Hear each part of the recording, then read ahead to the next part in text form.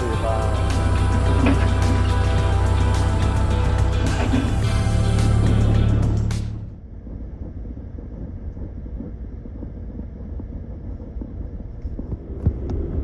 Welcome to another episode of Salty Country. Well, they finally have finished the Mini X, and I'm headed to Caterpillar to pick it up. So stay tuned for the ride. Just pulled into CAT, got a phone call literally like 3 minutes ago saying that he had bad news that my excavator wasn't going to be ready because the wash bay was down or some crap. So we're going to go in here and see what's up after he told me that he'd have it ready by 3 o'clock. So let's see how this turns out. Well, picked up something and got a flat tire. But they're gonna get me fixed up. I'll be on my way as soon as I get this thing changed. I just pulled up to the house. I'm over at my son's driveway. I'm gonna get unloaded. Boy, what an adventure. I'll recap everything at the end. But on the way home, I had something in my tire at CAT, so we had to use the spare. Took it off and got the spare installed. And on the way home, I had a horrible vibration in the trailer. So I had about a 35-mile run on the interstate to get home. So got on the interstate. This thing was like really, really vibrating. And I was like, what in the world's going on? So I drove about 55 miles an hour. Drove probably about 20 miles max on the interstate. Got off, stopped at a gas station to check the lug nuts. Lug nuts are tight. And just checked everything good. Got home and I was like, well, maybe this thing's just out of balance. Maybe they didn't balance it. Got home and look at this. Tire's coming apart. Brand new tire, first time on the ground.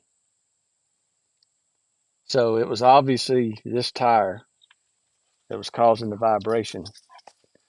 So anyway, I'm going to fire up the GoPro and we're going to get this thing unloaded and we'll talk about how my day went.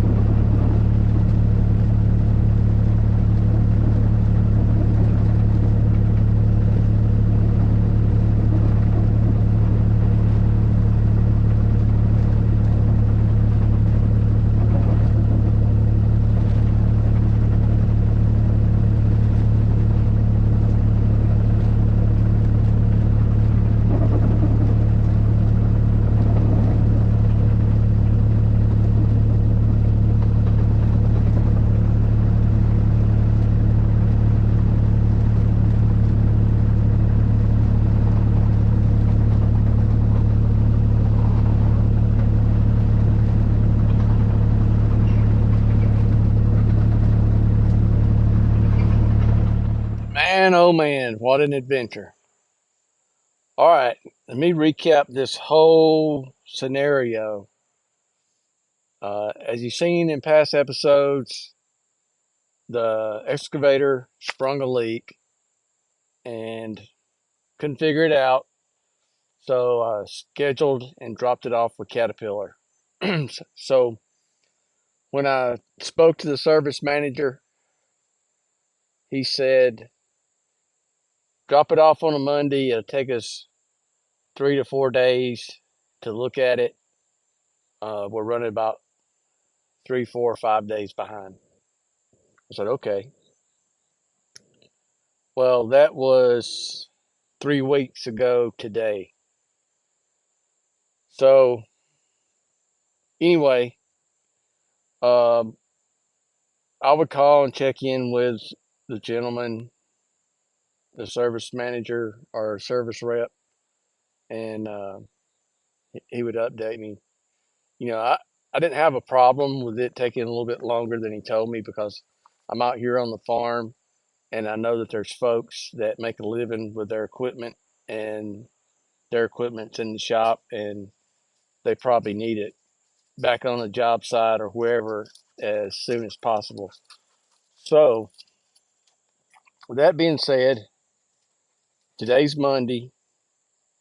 Last week, the service rep had told me I'll call you on Tuesday after Labor Day, give you an update. Well, I didn't hear nothing Tuesday, Wednesday, or Thursday. So Thursday afternoon, I called him and said, "Hey, just checking in to see how you're coming." He said the parts come in today, and we're going to get it fixed up. I'll call you and give you an update.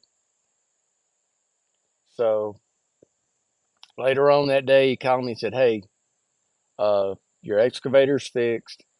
We need to run it through the wash bay and have a QC inspection." I said, "Okay." He said, "So it's not going to be ready on Friday. It'll be ready on Monday, which is today." So this morning, probably at 11, sometime after 11 o'clock, I called and said, "Hey, checking in to see if the excavator's ready." And he goes, "Let me go check." He says, "I'll call you back." So he called me back while I was at lunch, probably about 12:30, and he said, "Hey, they're running your excavator through the wash bay, and then we're going to do the QC inspection, which was supposed to have taken place on Friday." And I was like, "Okay." He said, "I'll probably have you ready by 3:30, maybe a little earlier, so you can beat traffic." So I was like, "All right." So I did the math. It was going to take me, by the time I got home, loaded, hooked the trailer up, got out, headed to Atlanta. It was going to take me probably 2 hours from the time I left work to the time I got there. So anyway, about 1:30, I pulled out of the house and headed to CAT. Got up there about 2:30, and as I was getting off the interstate, I was sitting off on the off ramp, and my phone rang, and it was the sales rep, and he says, "Hey man, I got some bad news." He said, "Your excavator is not going to be ready today." And I was like, "What?" He said, "Yeah, the wash bay's down, and um, we're just not going to be able to get to it. They got to wash it before it gets QC'd." I said, "I'm literally sitting on the off ramp, like 3 minutes from your shop." And he's like, "Well, I don't really know what to tell you. but I'll see you over here in a few minutes. I'll go talk to the service manager. So anyway, as you've seen in the video, I pull in the Caterpillar and give a brief description of that phone conversation. I go in and I'm standing at the service desk and nobody's in there. Gentleman walks up and he says, "Can I help you?" I said, "I'm here to see Russell." He goes, "Are you Tim?" I'm like, "Yes, sir." And it was a service manager. He goes, "We're going to get your machine ready today." I was like, "I appreciate it." So Russell came in there with the mechanic that was going to run my excavator through the wash bay and told me, he says, "Hey, we'll get you squared away." Um, the manager told me that I told you that it would be ready, so we were going to get it ready. So kudos to the manager at CAT for the service department. I really appreciate him stepping up and doing the right thing. So anyway, I was having a conversation with Russell, the service guy, and come to find out, Russell had not been there that long. He was new in that position, so some of the things he didn't understand. So I understand why he was telling me what he did about couldn't have it wouldn't have it ready and that kind of stuff. But um, he should have went to the service manager and said, "Hey, listen, we got to do this," because I've already told him. But and I don't know the conversation they had, but anyway, the right thing ultimately happened. So um, I appreciate it, Kat, because that was a hike. All right, so I told Russell, said, "Hey, I'm gonna go outside, walk around, and look at new machines." And so I was out there looking around. My excavator new is $79,000. I was like, golly. So anyway, I'm out there walking around looking at different machines, and they got some nice ones, but they got a nice price tag on them too. A gentleman come around the building over there where I was at and said, "Hey, are you the guy driving the white Chevrolet truck around here?" And I was like, "Yes, sir." He goes, "Man, you got a tire going flat." And I was like, "Oh no." So I walk around there with him, and he goes, "I noticed when you pulled in, that tire looked just a little bit slack, and I've been out here dealing with some of these guys, getting some equipment and that kind of stuff." And he goes, "That tire's going down quick." So when I walked over there, fortunately, it wasn't the truck. And I was like, I had a spare on the trailer. So it was the passenger side rear tire on the trailer had a hex bit, like it looks like a Phillips tip or something you put in a screw impact gun or something like that, sticking out of the tire. So the service rep asked me, says, "Hey, you got a jack?" And I said, "Yeah, I got a bottle jack and all that." So we jacked it up. I had a four-way tire wrench in my truck that I've had in there forever. I just keep it in there because I don't ever know what I'm doing. So that way, if I need it, I've got it. So get back to the tire, and the four-way won't fit any of my lug nuts. I'm like, oh no. So trying to get some of the lug nuts loosened with the closest one to it, and it wanted to round off the lug nuts. And so there was a gentleman behind me, a transport guy that was transporting someone's Mini X to him.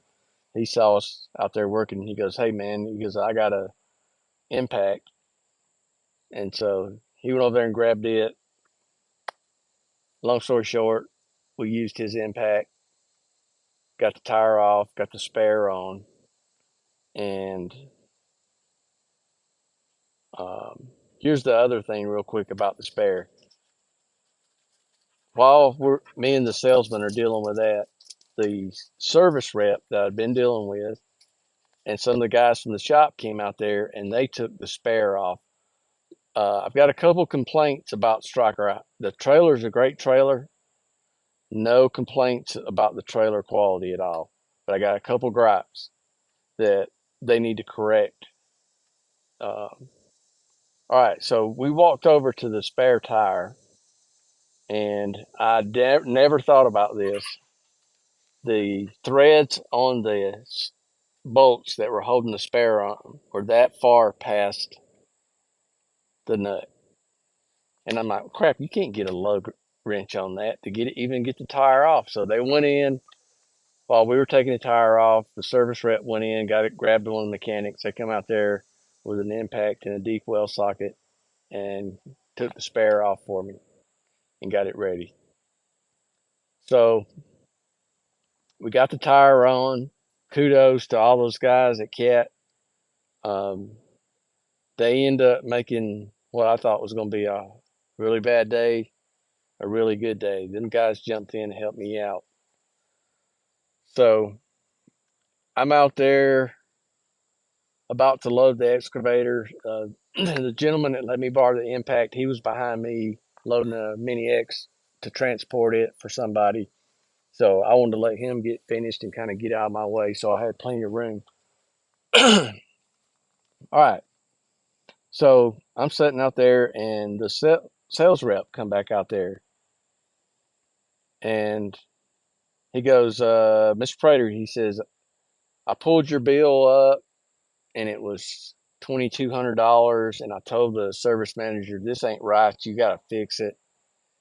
He said, do you want to give me your credit card number? And when we fix it, we'll just charge it to it. Or you want me to call you when we get it fixed and you can just pay us then? I said, you call me when you get my bill fixed and I'll pay it then. All right, here's the deal. Caterpillar sent me a quote and I had to go on there and sign that I agreed to the quote before they fixed the machine. The quote was $725. So I understand why he goes, this ain't right. So anyway, he tells me the mechanic that first got assigned to my machine no longer worked there, and they suspected that he was out there just racking up hours and not really doing anything. Understandably, my machine, they got on it. Um, 2 weeks or so into it being there, and then they had to wait on some parts. So, yeah, I don't really understand because he sent me pictures on my inspection report and said it had been through the wash bay before they did the work. And I can understand that. They want to wash it so they can see everything, inspect it, make sure it's good.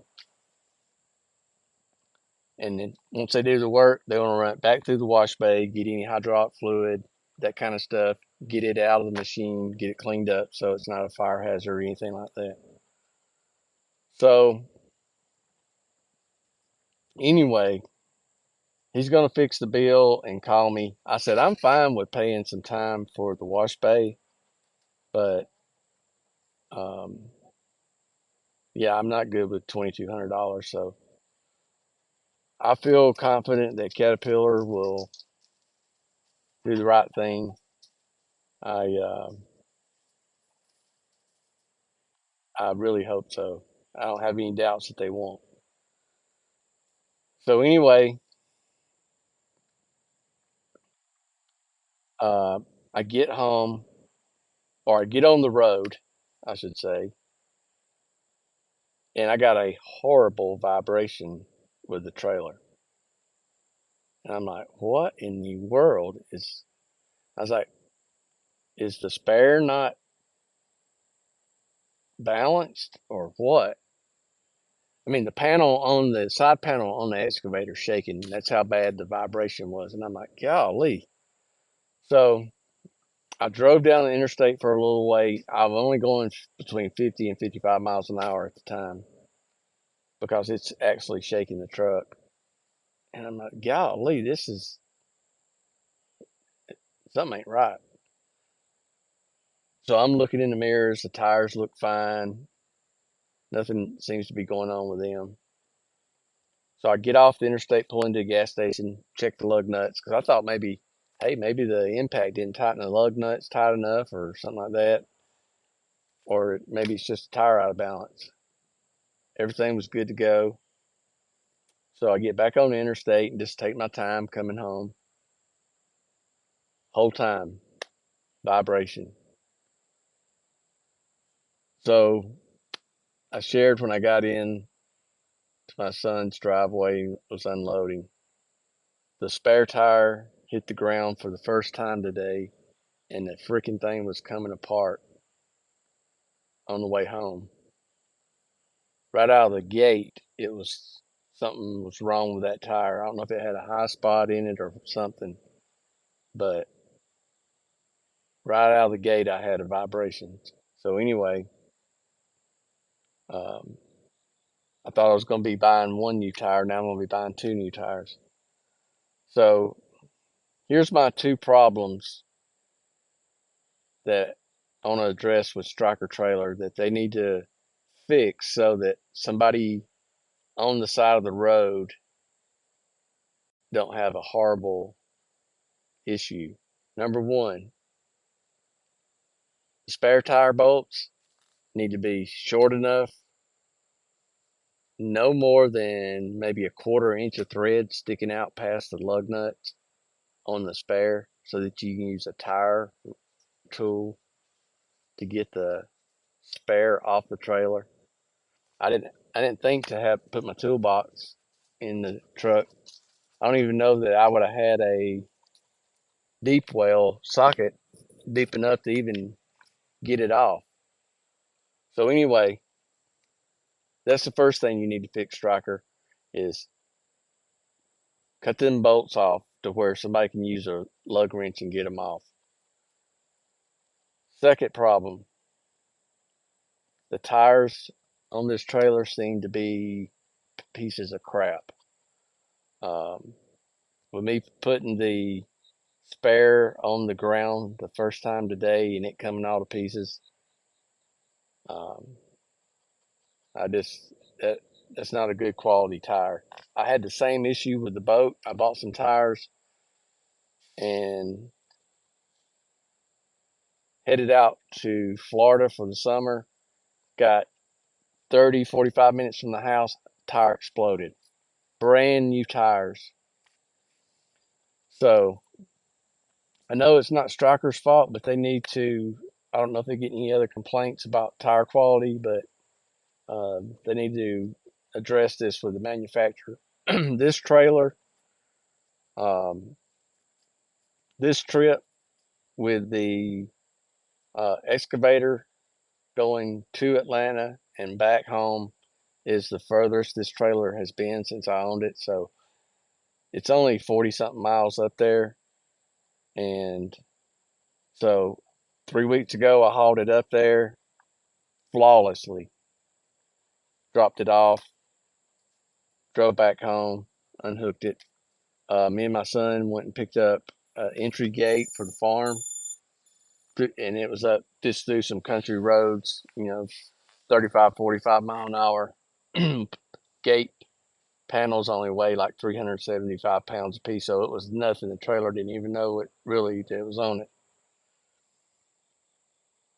And um, me pulling the trailer back up there today, I've taken the excavator over to 2 or 3 miles from here to help somebody get a tractor stuck, get it out, and but that's it. Since I've owned it, I've had this thing a year and a half or so now. So yeah, the tires are a definite issue. It shouldn't have been doing that. Drove back to Atlanta today. Everything was fine. This is what baffles me is the back tire on the trailer had this hex head stuck in the tire. So it means it missed my truck, missed the front tire on the trailer on the passenger side, and stuck in the back tire. That's a mystery to me. Don't know how in the world that happens, but it did. But anyway, I'm happy to have this thing back home. We'll get back on the um, rock wall project I'm going to do over here at the carport and have some more content. I'll probably be some content using the Bobcat and the excavator. I'll probably have to load some of these rocks or help load some of these rocks into the bucket. Some of them are in some tough spots that I don't really know if I'm going to be able to um, get in there with the Bobcat and get them. So I might have to reach in and get them and probably push them in to the bucket because some of them are so big I can't pick them up. Um, there's going to be some big rocks that I bring up here. So anyway, that's a recap. The one thing I can say about the trip home, on the way up there, I think I was running when I took the excavator 3 weeks ago. I think I set my cruise on 63. I had to drop it off in the morning, so I was in the morning traffic. So I just took my time. And today, I set the cruise on 55 coming home. Stayed in the slow lane, and no doubt in my mind, if I would have put this thing in the wind, if I'd have run it 60 miles an hour or more all the way home, I don't think I'd have made it. I think I would have had that tire explode on me, and then I would have been uh, really in a pickle because that was my spare. So anyway, that's how my excavator adventure has been. Could have been worse. Uh, Thankfully, um, it worked out as good as it has. I, I'm thankful that the tire didn't go flat on me on the interstate. I suspect I probably ran over it in the last 3 or 4 miles before I got there. Um, but anyway, yep, they were very helpful. Shout out to the guys at CAT for helping me out getting this tire changed out. But I want to thank everyone for watching. Remember, if you like our content, subscribe, share it with your friends. Also, one quick thing. Um, we do a lot of different things on the farm. We have, sometimes I'll be bush hogging with the Yanmar tractor. Sometimes it's mowing the lawn. Sometimes I'm on the excavator. Sometimes I'm on the Bobcat. Sometimes we're on the jet ski on the lake. Sometimes we're talking about Melody's new 2024 Prius. Sometimes we're at the beach in the Gulf Coast, on the boat, out in the bay, doing different adventures. So if you subscribe to the channel uh, or thinking about subscribing, I would go back and just kind of look at the content that we share. Because if you're only subscribing to the channel just to see 2024 Priuses, the reviews that we do, they're going to be kind of spread out over several months. They're not going to be a review every episode. So um, we welcome any of the folks that want to see the Prius reviews because we're doing honest reviews from owners, non-biased, and we're doing them as time goes along. I think we just did the um, 3 months, 6 months. I think it's 6 months review. Uh, yeah, 6 months review on the Prius. Great car, by the way. Um, hybrid is a great technology. I think really that's the way of the future.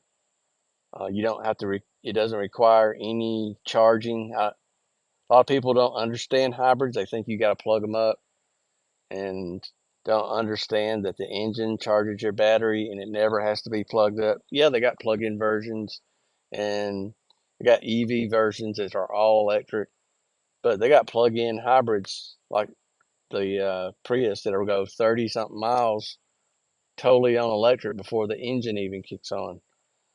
So if if you're interested in getting 50 miles a gallon, um, check them out. They're great cars, comfortable cars, sporty looking car. Melody loves that thing. But anyway, thanks for watching. See you on the next one.